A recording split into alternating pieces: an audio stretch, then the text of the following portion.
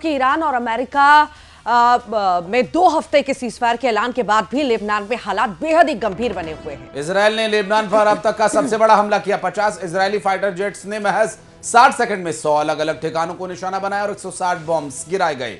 Lebanon civil defence के अनुसार Israeli हमलों में अब तक 254 लोगों की मौत हो चुकी है, जबकि 1165 लोग घायल हैं और इस भीषण हमले में सैकड़ों इमारतें और गाड़ियां पूरी तरह से तबाह हो गई हैं। 6 तस्वीरों के साथ इजरायली सेना ने दावा किया कि यह ऑपरेशन अब तक का सबसे बड़ा कोऑर्डिनेटेड स्ट्राइक है। आईडीएफ की ओर से जारी फुटेजेस में इजरायली वायुसेना के विमानों को उड़ान भरते हुए भी दिखाया गया। बेरूत एयरपोर्ट के पास और दक्षिणी उपनगरों में कई एयर स्ट्राइक्स के बाद भारी धुआं उठता दिखाई दिया, जिनकी तस्दीक इन 6 तस्वीरों के माध्यम से भी की गई।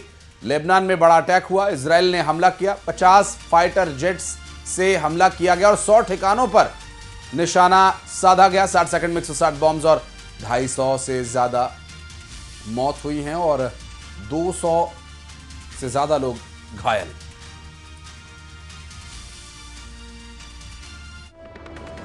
और इस बीच खबर ईरानी सैन्य सूत्रों के हवाले से दावा है कि लावान आइलैंड स्थित रिफाइनरी पर हुए हमले में यूएई ने मिराज 2009 लड़ाकू विमानों को प्रयोग किया है और इन्हीं का इस्तेमाल कर हमला किया गया।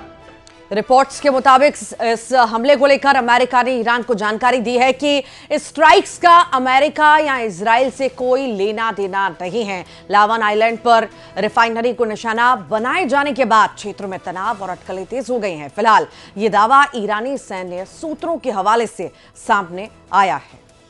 दरअसल यहां इस हमले में कई विमानों का इस्तेमाल किया गया। लावान आइलैंड रिफाइनरी पर हुए हमले के खबर की बात करें तो सूत्रों के हवाले से खबर यह आ रही है, जिसमें हमले में मिराज 2000 विमानों का इस्तेमाल किया गया और साथ ही इस दौरान एक बड़ी खबर और युद्ध विराम के बावजूद ईरान में तनाव कम होने का नाम नहीं ले रहा। तो यूएस और ईरान के बीच 2 हफ्ते के युद्ध विराम के बावजूद ईरान की राजधानी तेहरान पर तनाव कम होता नजर नहीं आ रहा। ईरानी मीडिया के मुताबिक तेहरान में एयर डिफेंस सिस्टम को एक्टिव कर दिया गया है।